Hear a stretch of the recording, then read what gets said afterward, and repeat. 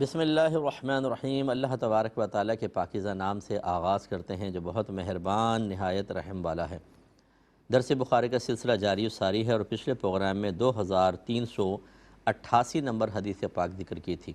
حضرت ابو ذر رضی اللہ تعالیٰ عنہ اس کے راوی ہیں، کہتے ہیں کہ میں سرکار کے ساتھ جا رہا تھا، سرکار نے احد پہاڑ کی طرف دیکھا اور ارشاد فرمایا کہ اگر یہ احد پہاڑ سونے کا ہو جائے اور مجھے دے دیا جائے تو 3 دن سے زیادہ نہیں گزرے گا کہ میں اس کو سب خرچ کر دوں، یعنی میں نہیں چاہوں گا کہ 3 دن سے زیادہ یہ میرے پاس رہے سوائے اس دینار کے یا اس سکے کے جو میں اپنے پاس رکھوں کہ قرض اتارنا ہے۔ تو پھر سرکار نے فرمایا زیادہ مال والے کم مال والے ہوں گے، یعنی جن کو اللہ نے مال دیا لیکن وہ بخل میں مبتلا ہوئے، اللہ تعالیٰ کے راہ میں خرچ نہ کیا، نہ اللہ کا حق ادا کیا، نہ مخلوق کا حق ادا کیا، تو یہ آخرت میں بہت ہلکے ہوں گے، یعنی ان کے نام اعمال میں نیکیاں بہت کم ہوں گی۔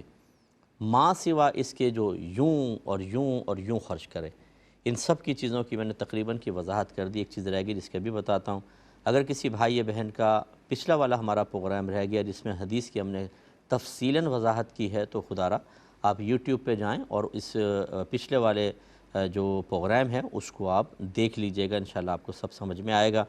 اس میں ایک بات یہ بیچ میں رہ گئی تھی، پھر آگے حدیث کو ہم لے کے چلتے ہیں کہ رحمت کونین صلی اللہ علیہ وسلم فرماتے ہیں سوائے اس دینار کے، یعنی وہ میں رکھوں گا جس سے میں قرض ادا کروں۔ اس کا مطلب ہے قرض کی ادائیگی کے سلسلے میں اہتمام کرنا چاہیے۔ اگر ہم نے کسی سے قرض لیا ہے تو پھر یہ نہ کریں کہ اگر وہ مطالبہ نہیں کر رہا یا وہ بھول گیا ہے یا بہت مالدار ہے، جسے باہر رشتہ دار ہوتے ہیں، ہم کہتے ہیں اس کو کیا ضرورت ہے، اسے اگر ضرورت ہوتی تو مانگ لیتا، تو پھر ہم اس کے قرضے کے لیے، قرض اتارنے کے لیے پیسہ نہیں رکھتے ہیں، کھاتے ہیں پیتے ہیں خرچ کرتے ہیں، اپنی چیزیں لے کر آ رہے ہیں لیکن اس کو ضرورت نہیں ہے، اس کو کون دے؟ یہ غلط ہے۔ نبی کریم صلی اللہ علیہ وسلم نے گویا کہ ہمیں تعلیم دی ہے، ہمیں سمجھایا ہے کہ جتنی جلدی ہو سکے قرض کو اتارو۔ اگر بہت زیادہ تمہارے پاس مال آ جائے اور تم اللہ کی راہ میں دینا چاہو، پھر بھی یہ نہ کرو کہ ہاتھ پورا کھول کے سارا اللہ کی راہ میں دے دو اور قرض خواہ کو کچھ بھی نہ دو۔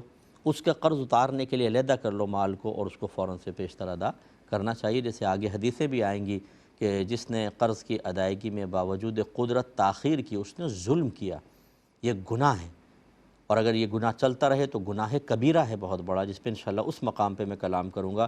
تو خلاصہ کلام یہ ہے کہ اگر جیسے ہمارے پاس کچھ آمدنی ہوتی ہے اس میں سے ایک حصہ قرض اتارنے کے لیے علیحدہ جمع کرتے رہیں اور جتنی جلدی ہو سکے پیسہ جمع کر کے اپنی جان چھڑائیں، کیونکہ اگر ہم اسی حالت میں مر گئے تو رحمت کونین صلی اللہ علیہ وسلم کے فرمان ذیشان کے مطابق شہید کے خون کا پہلا قطرہ زمین پر گرنے سے پہلے اللہ تبارک و تعالیٰ اس کی بخشش فرما دیتا ہے اور اسے جنت میں داخل کر دیتا ہے، یعنی اس کی روح جنت میں چلی جاتی ہے، سوائے اس کے کہ اس پہ قرض ہو۔ یعنی اس کا مطلب یہ ہے کہ اس روح، شہید کی روح کو روک دیا جاتا ہے جنت میں جانے سے کہ جس کے اوپر قرض ہوتا ہے، یا تو اس کے قریبی رشتہ دار اس کا قرض ادا کریں تب اس کی روح آزاد ہوگی، ورنہ اس کو جنت میں نہیں جانے دیا جائے گا۔ یہ اس شخص کا مسئلہ ہے کہ جس شخص نے اپنی جان اللہ تبارک و تعالیٰ کی راہ میں اخلاص کے ساتھ قربان کر دی۔ پھر بھی قرض ایک ایسی مصیبت ہے کہ وہ روح کو جنت میں جانے سے روک دیتی ہے۔ اللہ تعالیٰ سے میری دعا ہے جتنے میرے بھائی بہن مجھے سن رہے ہیں جن پہ قرضے ہیں اور وہ ادا نہیں کر پا رہے، اللہ غیب سے ان کے لیے اسباب مہیا کرے، اور جو قدرت رکھتے ہیں قرض کی ادائیگی کی استطاعت رکھتے ہیں وہ ایک لمحہ دیر نہ کریں اور فوراً جس کا قرض ہے اس کے قرض کو لوٹائیں۔ اور رحمت کونین صلی اللہ علیہ وسلم نے جو فرمایا کہ جس کے پاس مال ہوگا وہ آخرت میں ذرا کم نیک عمل والا ہوگا، سوائے اس کے کہ یوں خرچ کرے یوں کرے یوں کرے، لیکن اس کے بعد فرمایا ایسے لوگ بہت کم ہیں، یعنی اس کا مطلب ہے کہ مال کی محبت عمومی طور پہ غالب آئے گی۔ آپ دیکھیں اگر ایک تنگ دست آدمی ہوتا ہے نا، غریب یا مڈل کلاس سے تعلق رکھنے والا، وہ ہمیشہ یہ سمجھتا ہے کہ میں کیا صدقہ کروں، صدقہ تو وہ کرے جو لاکھوں روپے ہیں جس کے پاس، حالانکہ ایسا نہیں ہے۔ بخل سب کے اندر ہو سکتا ہے، مال کی محبت سب کے اندر ہو سکتی ہے، اصل تو یہ ہے کہ ہم اپنے دل کو ٹٹولیں اور دیکھیں کہ اس میں مال کی محبت اتنی تو نہیں بڑھ گئی کہ اللہ کے راہ میں دینا ہی دشوار ہو جائے۔ اگر آپ مڈل کلاس سے تعلق رکھتے ہیں یا لوور کلاس سے رکھتے ہیں، آپ کی تنخواہ آئی، کیا اس میں سے 5 روپے اللہ کے راہ میں نہیں دے سکتے؟ صرف 5 روپے، کیا مسئلہ ہے اس میں؟ گلی کے بچوں میں ہی کوئی ٹافی وغیرہ لے کے، ریوڑیاں لے کے بچوں کے اندر اللہ کی رضا کی خاطر تقسیم کر دیں، بچے خوش ہو جائیں گے، چلیں صرف 5 روپے 10 روپے۔ تو یہ اصل کیا ہوتا ہے کہ ہم یا تو ہم یہ معمولی سمجھتے ہیں کہ اتنا کم ہے کیا فائدہ، یا پھر یار ہم خرچ کریں گے، ہم تو پہلے پھنسے ہوئے ہیں۔ ارے بھائی، اس پھنسے ہوئے والی کیفیت سے نکلنے کے لیے صدقہ بہترین چیز ہے۔ رحمت کونین صلی اللہ علیہ وسلم فرماتے ہیں، خدا کی قسم صدقے سے تمہارا مال کم نہیں ہوگا۔ یعنی اس سے آپ بظاہر آپ نے 10 روپے دیے، 10 روپے کم ہو گئے، لیکن کم نہیں ہوں گے، اللہ تعالیٰ اس کی برکت سے آپ کو اور عطا فرمائے گا۔ یقین کامل ہونا چاہیے اور اللہ پہ بھروسہ پختہ ہونا چاہیے، پھر برکتیں حاصل ہوتی ہیں۔ پھر رحمت کونین صلی اللہ علیہ وسلم نے فرمایا کہ تم یہیں ٹھہرو، اور آپ تھوڑی دور آگے گئے تو یہ کہتے ہیں حضرت ابو ذر، میں نے آواز سنی جیسے آپ کسی سے باتیں کر رہے ہیں، تو میں نے چاہا کہ میں آگے بڑھوں، پھر مجھے سرکار کا فرمان یاد آیا کہ سرکار نے فرمایا تھا یہیں ٹھہرے رہنا، تو میں رک گیا۔ اس سے معلوم ہوا کہ جو واقعی کامل ہوتے ہیں، واقعی بزرگ ہوتے ہیں، اللہ تبارک و تعالیٰ بہت ساری پوشیدہ چیزیں ان پر ظاہر فرما دیتا ہے۔ انبیاء علیہم السلام پر تو ان کی نگاہیں میں تو بڑی وسعت ہوتی ہے، وہ جنات کو دیکھتے ہیں، وہ فرشتوں کو دیکھتے ہیں، وہ اور پوشیدہ معاملات دیکھتے ہیں، جو کائنات میں معاملات ہو رہے ہیں ان کے پیچھے جو اللہ تبارک و تعالیٰ کی حکمت بالغہ کار فرما ہے وہ اس کو جانتے ہیں، وہ راز ان کو پتہ ہوتے ہیں، اللہ نے انکشاف کیا ہوتا ہے۔ جیسے اب سیلاب آیا، پانی اتنا آیا، کتنے لوگوں کا نقصان ہوا، اس کے پیچھے کیا حکمت تھی اللہ تعالیٰ کی؟ ہمیں تو سمجھ میں نہیں آتی کہ جی مکان تباہ ہو گئے، فصلیں چلی گئیں، فلاں فلاں یہ معاملہ ہو گیا، ہم صرف ان کو دیکھتے ہیں جو ڈیمیجز ہیں، جو نقصانات ہیں۔ لیکن کیا اللہ تعالیٰ ظالم ہے؟ نہیں۔ کیا اللہ غافل ہے؟ نہیں۔ کیا اللہ تبارک و تعالیٰ اس طرح کے پانی کو روکنے پر قدرت نہیں رکھتا تھا؟ نہیں۔ تو پھر کیوں ایسا ہوا؟ اب یہ جو کیوں کا جواب ہے وہ ایک حکمت ہے، وہ جب کیوں کا جواب آپ کو ملے گا پتہ چلے گا اللہ تعالیٰ کی اس میں بھی بندوں کے لیے بڑی بھلائیاں پوشیدہ تھیں، لیکن ہماری عقل کے رسائی اس بھلائی تک بعض اوقات نہیں ہو پاتی۔ انبیاء علیہم السلام کے لیے اللہ تعالیٰ نے اس کو آسان کیا ہے۔ پھر دوسرا ہے صحابہ کرام، پھر اولیاء اعظام جو قیامت تک چلتے رہیں گے۔ آپ اپنے اکابرین کے واقعات دیکھیں، بعض اوقات ایسا لگتا ہے کہ ایک کام انہوں نے کیا، ایک آدمی جب اپنی چھوٹی سی ننھی سی سوچ اور عقل کے مطابق اس کو دیکھتا ہے، اسے کوئی حکمت نظر نہیں آتی اور بظاہر اس کو ایک عام سا کام نظر آتا ہے، لیکن جب اس کا راز ظاہر ہوتے ہیں تو پتہ چلتا ہے یہ بزرگ ہی بہتر جانتے تھے۔ اگر آپ حضرت موسیٰ علیہ السلام اور خضر علیہ السلام کا قصہ سنیں کہ آپ دونوں چلے راستے میں، لمبا قصہ ہے، مختصر یہ کہ کشتی کے پاس پہنچے، انہوں نے آپ دونوں کی بزرگی کو دیکھ کر بلا معاوضہ آپ دونوں کو بٹھا لیا۔ جب آگے چلے تو خضر علیہ السلام کے پاس ایک کلہاڑی تھی، آپ نے مار کے تختہ پھاڑ دیا اس کا، اور پانی اندر آنے لگا، بڑی مشکل سے کنارے تک پہنچے تو موسیٰ علیہ السلام نے عرض کی یہ آپ نے کیا کیا؟ ایک تو انہوں نے ہمارے ساتھ احسان کیا، مفت میں بٹھایا، اور آپ نے ان کی کشتی خراب کر دی۔ آپ نے جواب نہیں دیا۔ پھر آگے گئے، ایک بچہ کھیل رہا تھا، حضرت خضر علیہ السلام نے دونوں ہاتھوں سے اس کا سر پکڑا اور یوں کھیڑ دیا، روایت میں آتا ہے گردن کھیڑ دی اس کی اور پھینک دی، مار دیا اس کو۔ موسیٰ علیہ السلام ایک دم جلال میں آئے، یہ آپ نے کیا کیا؟ پھر جواب نہیں دیا۔ تیسری جگہ پہنچے، وہاں دستور ہوتا تھا اس زمانے میں کہ اگر کسی گاؤں میں پہنچے تو وہ آپ کی مہمان نوازی کریں گے، میزبانی کریں گے، لیکن ان لوگوں نے بالکل بھی نہیں کی، ان دونوں کو نہیں پوچھا۔ تو اس سے حضرت موسیٰ علیہ السلام کے قلب میں ایک ملال پیدا ہوا۔ پھر آپ دونوں اس گاؤں کے باہر آئے تو گاؤں کے باہر ایک دیوار تھی جو بالکل گرنے والی تھی۔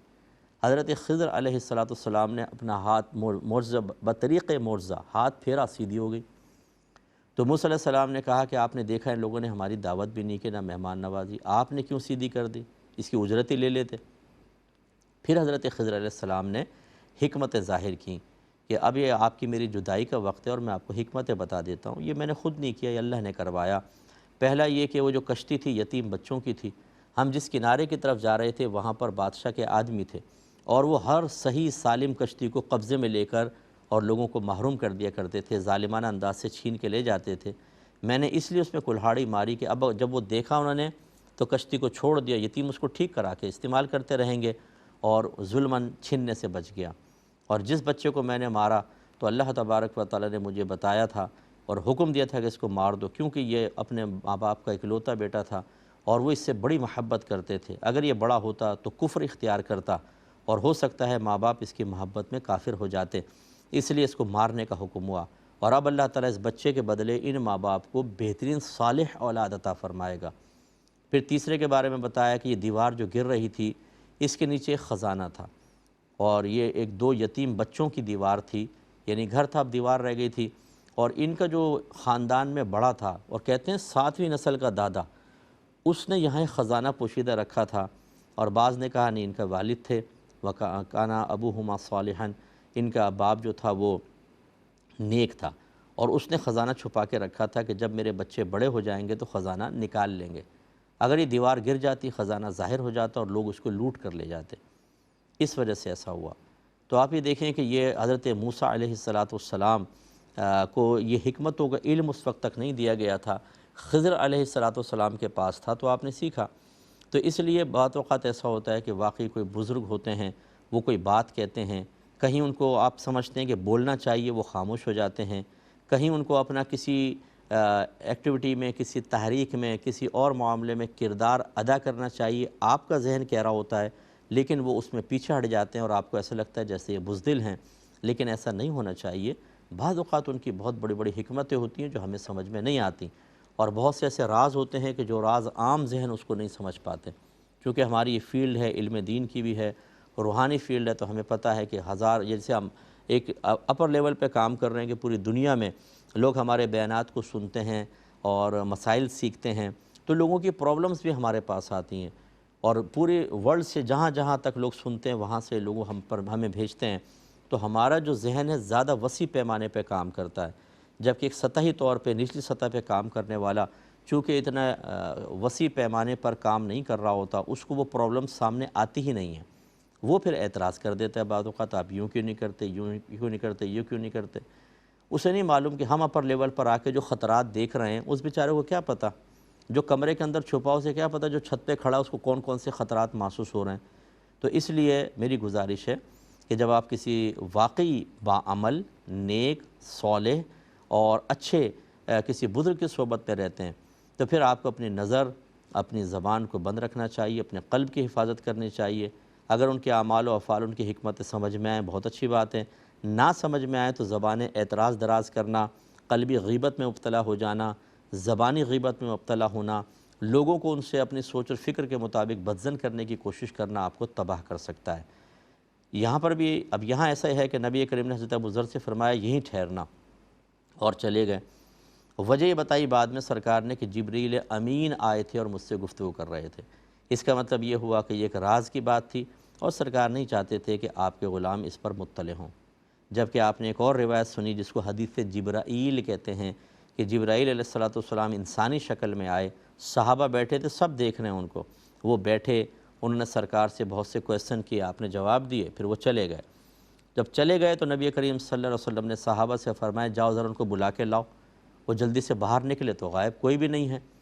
آئے رسول اللہ وہاں تو کوئی بھی نہیں ہے۔ سرکار نے ارشاد فرمایا کہ وہ جبرائیل تھے، تمہیں تمہارا دین سکھانے کے لیے آئے تھے۔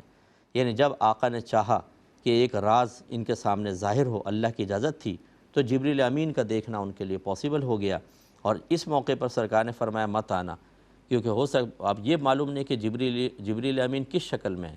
ویسے وہ اکثر انسانی شکل میں آتے تھے، حضرت دحیہ کلبی رضی اللہ تعالیٰ عنہ کی شکل میں آتے تھے، لیکن کبھی اپنی اصل شکل میں بھی آئے ہیں۔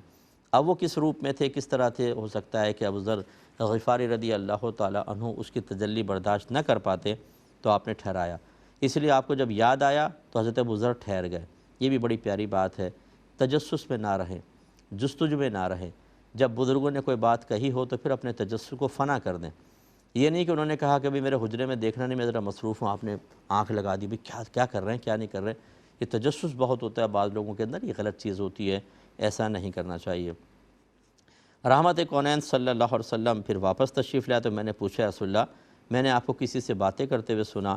آپ نے فرمایا کہ ہاں، میرے پاس جبریل امین آئے تھے، انہوں نے کہا کہ آپ کی امت میں سے جو بھی شخص اس حال میں فوت ہو کہ وہ اللہ تعالیٰ کے ساتھ شرک نہ کرتا ہو جنت میں جائے گا۔ تو حضرت ابوذر کہتے ہیں میں نے پوچھا اگر وہ ایسا کرے، ایک روایت میں ہے کہ یہ سوال کیا وہ چوری کرے یا زنا کرے کیا تب بھی جنت میں جائے گا؟ سرکار نے فرمایا ہاں وہ تب بھی جنت میں جائے گا۔ اب اس کی شرح سمجھیں ذرا کہ اللہ تبارک و تعالیٰ نے قرآن میں واضح طور پہ فرما دیا کہ جو اللہ کی ذات سے یعنی اللہ تعالیٰ کے ساتھ کسی کو شریک ٹھہراتے ہوئے مرے گا وہ نہیں بخشا جائے گا۔ اس کے علاوہ اللہ تعالیٰ جسے چاہے بخش دے گا۔ اصول یہ ہے، میں شرک کی آپ کو وضاحت کرتا ہوں، لیکن اصول یہ ہے کہ جو شرک نہ کرے، چاہے کتنا ہی بڑا گناہ کبیرہ کر لے اور وہ مر جائے، تو دو صورتیں ہو سکتی ہیں، یا تو اللہ تعالیٰ اپنے فضل و کرم سے یا کسی کی دعا کے برکت سے اسے بغیر عذاب کے جنت میں داخل کر دے، کوئی اللہ کو پر آبجیکشن نہیں کر سکتا، کوئی روکنے والا نہیں، اس کا بندہ اس نے معاف کر دیا۔ یا دوسرا یہ ہوگا کہ اس کو پہلے جہنم میں ڈالے گا، وہاں وہ عذاب بھگتے گا، پھر اللہ تعالیٰ اس کو نکال کر جنت میں ڈال دے گا۔ گویا کہ جو حالت ایمانی میں دنیا سے رخصت ہوا، شرک اور کفر اور ارتداد میں مبتلا نہ ہوا، وہ جنت میں ضرور جائے گا، چاہے براہ راست چلا جائے، چاہے عذاب جہنم سہ کے چلا جائے۔ براہ راست چلا جائے تو اللہ کا کرم ہے، لیکن یہ ہمارے ساتھ وعدہ نہیں ہے کہ ہر ایک کے ساتھ ایسا ہوگا۔ لہذا اگر کوئی اس کو سن کر غفلت اختیار کرے کہ یار ایمان بچا کے لے جاؤ، ہو سکتا ہے اللہ تعالیٰ ہمیں بھی بخش دے، تو یہ بھی تو ہو سکتا ہے کہ خدا نہ خواستہ جہنم میں ڈال دے، اور جہنم میں اگر کوئی چلا گیا تو وہاں کا عذاب برداشت کرنا ہمارے بس کی بات نہیں ہے۔ جہنم کی آگ ہی دنیا کی آگ سے ہزاروں گنا زیادہ گرم ہے، ہزاروں گنا زیادہ گرم، سانپ، بچھو اور غلیظ اور گندی چیزیں عذابات والی کہ ہم اس کو برداشت ہی نہیں کر سکتے۔ جو آدمی چولہے کی، بلکہ اگر آپ تیلی جلاتے ہیں، بعض اوقات لوگ سگریٹ سلگاتے ہیں نا، پھر خیال نہیں رہتا، وہ زیادہ جل جاتی ہے تو اتنا حصہ سڑ جاتا ہے، بعض اوقات پھر یوں کریں گے، پھونکے وونکے ماریں گے، کافی دیر تک مرچیں لگتی ہیں۔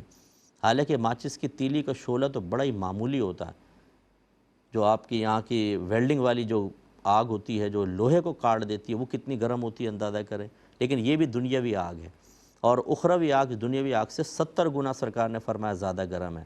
صحابہ نے عرض کیا رسول اللہ جلانے کے لیے تو دنیا کی آگ ہی کافی ہے، فرمایا ہاں، لیکن اس کے باوجود وہ اتنی گرم ہے۔ تو یہ سوچنا گناہ گاروں کا کہ یار چلو نمازیں چھوڑو، لڑکیوں کے ساتھ دوستیاں کرو، خراب کام کرو، ماں باپ کی آنکھوں میں آنکھیں ڈال کے بدتمیزیاں کرو اور گالیاں بکو، شریعت پہ نہ چلو، جاہل رہو، علم دین نہ سیکھو، حرام کی تمیز بھلا دو، کھاؤ حرام، پیو حرام، کماؤ حرام، جمع حرام کرو، رشوت لو، سود لو، اللہ تعالیٰ بخش دے گا۔ یہ کیا ہوگا، تھوڑا عذاب ہی بھگت لیں گے، وہ عذاب برداشت کرنا ہمارے بس کی بات نہیں ہے۔ اللہ کی رحمت آپ کو ضرور حاصل ہو، یہ کوئی لازم نہیں ہے۔ یہ جو جاہل لوگ کہتے ہیں اور جی اللہ بڑا رحیم و کریم ہے، جی قہار و جبار بھی ہے اللہ تعالیٰ، یہ بھی ذرا کیا اس کے اوصاف ذہن میں رکھیں۔ اللہ کی شان بے نیازی سے مجھے بھی ڈرنا چاہیے، آپ کو بھی ڈرنا چاہیے۔ یہ نہیں ہے کہ اگر میں عالم اور مفتی ہوں اور آپ ایک عام آدمی ہوں تو میں سوچوں میں تو جنت میں گیا، یہ پھنسیں گے۔ کیوں؟ اللہ چاہے تو اپنے کرم سے اس کو بخش دے، اور میری کسی خطا پہ پکڑ کر مجھے جہنم میں ڈال دے، اللہ مجھے معاف فرمائے اور اپنے عذاب سے محفوظ رکھے۔ اس لیے ہمیں کوئی بڑا پن نہیں کرنا چاہیے۔ کوئی حافظ، کوئی قاری، کوئی عالم، کوئی پیر صاحب، یہ آپ کے مناصب اپنے ہوں گے، لیکن اللہ کی بے نیازی سے ہمیں ڈرنا چاہیے۔ انشاءاللہ اس حدیث پہ مزید کلام کریں گے نیکسٹ پروگرام میں۔ وآخر دعوانا ان الحمدللہ رب العالمین۔